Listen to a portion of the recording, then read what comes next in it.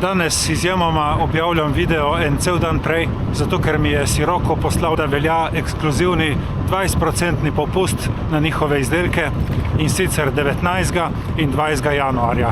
Uporabite moj link za njihovo spletno stran ali pa na koncu v košarci upišete kodo RBASLO in na vse izdelke boste dobili 20% popusta, ne glede koliko so že znižani.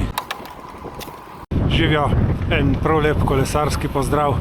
Tako čudovito vreme se je naredilo za kolesarjenje. Že ob 10. dopoldan je bilo 10 stopinj Celzija, čez dan bo pa šlo tja do 12 ali pa 13. Tako lepo vreme je na ceste spravilo ogromno kolesarjev in sploh tukaj v Italiji ni nobenega problema, da mimo grede poloviš kakšno grupco in z njimi odpelješ kakšen kilometer. Sploh tako v taki grupi, kjer so zraven še punce, je hitrost zelo normalna, prijetna. Po kakšnem kilometru vožnje z njimi se mi je zazdelo, da so prav en pikič prepočasni zame, tako da sem šel lepo mimo in nadaljujem svojo pot.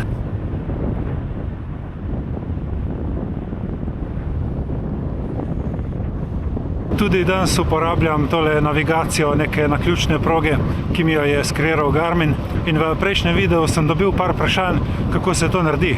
Na osnovnem ekrančku klikneš navigacija, potem igrišča in potem še krožna proga. Tukaj lahko določiš razdaljo, jaz sem napisal danes 45, lahko bi izbral tudi začetno točko in pa stran neba, kamor bi rad šel. Potem klikneš išči in traja približno 3 do 4 minute, da števec najde 3 proge, ki približno ustrezajo tem parametrom. Vsako progo si seveda lahko tudi ogledaš, kam bo šla. Jaz ponavadi se grem tako igro, da nič ne preverjam, kam gre, samo kliknem vožnja in se pač slepo odpeljem, kakor me vodi navigacija.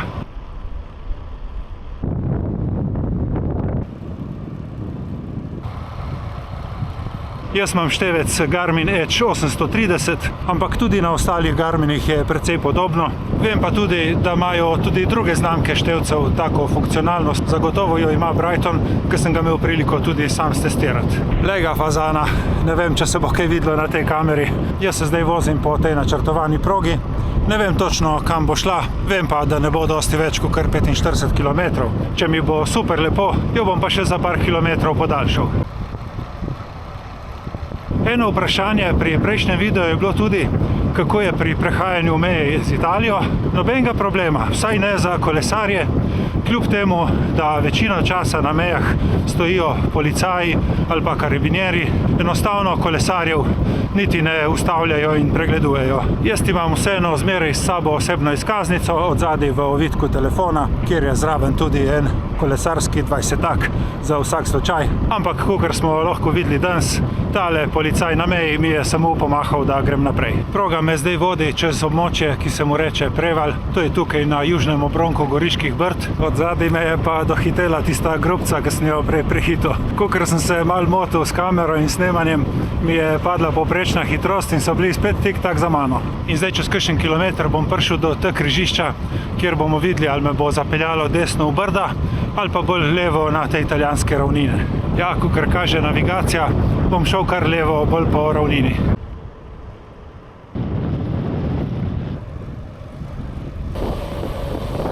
Super, vidim, da me je proga pripeljala v Carmin. Italijani mu rečejo Cormons, zelo tak lep kraj še iz ne vem katerih srednjeveških časov. Lepe stavbice tam v centru. Če boste prišli na kakšen izlet, kar naredite sprehod tukaj, vpišite v Google, prvošite si kakšen latte macchiato in boste imeli čudovit dan. Aha, in v Carminu pa levo oziroma lepo proti jugu, proti soncu, da mi bo še bolj toplo. No, tukaj v Cormonsu se je pa tista grupa odzadaj odcepla po drugi strani, tako da sem zdaj spet bolj sam na poti.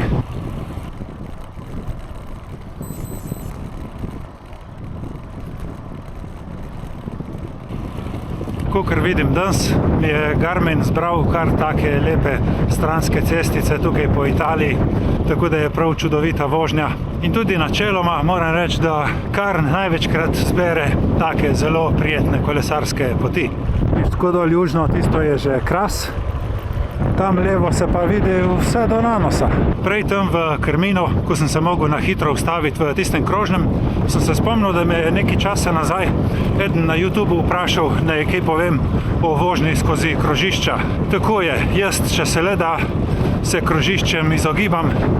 Je pa res, sploh v mestih, da se prav vsem nikoli ne moreš izogniti. Zdaj pri kakšnih manjših krožiščih niti ni tazga problema. Enostavno zmanjšam hitrost in se peljem po tistem edinem pasu okrog.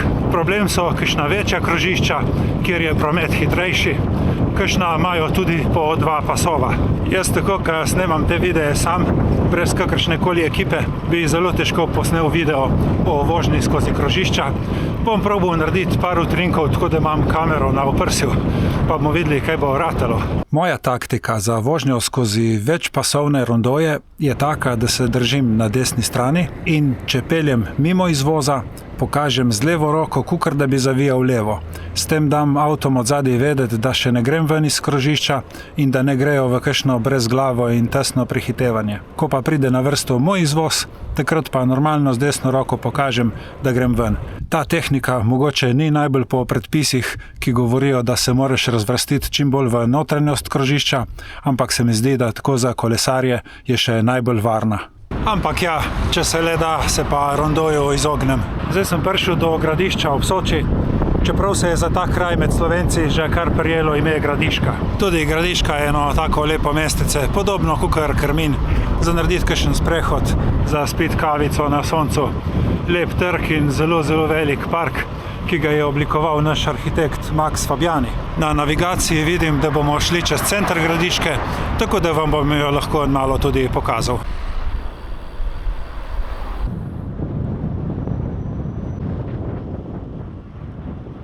Zdaj pa zapuščam Gradiško in grem tukaj čez most preko reke Soče. Most je precej ozek, tako da je opremljen s semaforjem, ampak kolesarji in pešci gremo lahko pri strani po tem pločniku. Do zdaj imam narejenih 32 km, od doma sem oddaljen kakšnih 17-18, tako da slutim, da me bo navigacija peljala kar precej direktno proti domu. Če hočemo ostati znotraj tiste 45 km proge, jaz ocenjujem, da bom naredil še kakšen ovinčič, da bo ratelo okroglih 50. Vračal se bom lepo ob reki Soči in lahko vam bom pokazal tudi lokacijo, kje se v Sočo izlije reka Vipava. Bom šel čez cesto. Evo. Tukaj v neposredni bližini naselja Poggio Terza Armata se reka Vipava priključi v reko Sočo in potem obe šibata naprej dol proti morju. V ozadju pa en čudovit pogled na zasnežene hribe. Bom posnel še s telefonom, ki se da lepše približati. In pa ta mir, spokojnost, zelo malo prometa je, tako da je čista tišina, samo sliši se šumenje reke.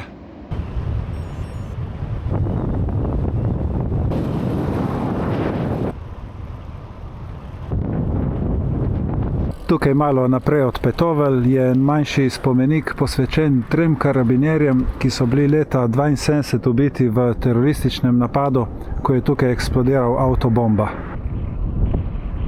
Tukaj v tem senčnem predelu ob reki Vipavi je kar malo hladneje, ampak bo tega odseka hitro konc, ko pridem v Sovodnje. Je pač ne tle super tak odsek za poleti, ko si lepo v senci in ob reki in se takoj pozna kakšna stopinja manj.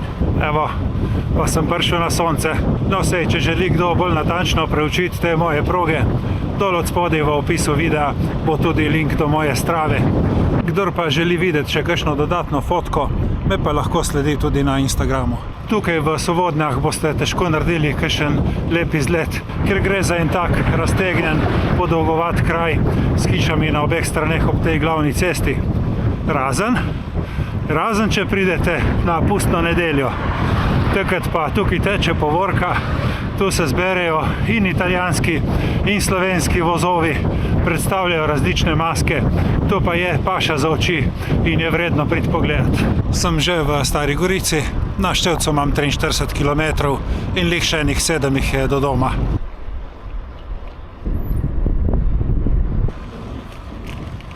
Če slučajno še koga zanima nakup v spletni trgovini Sirocco, 19. in 20. januarja imate možnost dobiti 20% popusta, uporabite lahko moj link ali pa kodo RBASLO. Jaz recimo imam danes na sebi tole dolgo majico Sirocco, oblečene imam tudi hlače Sirocco in pa od spodaj pod galošami se niti ne vidi nogavice Merino Sirocco. Celo tale očala so Sirocco K3 Kalifornija. Če boste karkoli najdli, da vas bi zanimalo, izvolite, izkoriste. Hvala za pozornost in se vidimo prihodnjič. Čau, čau.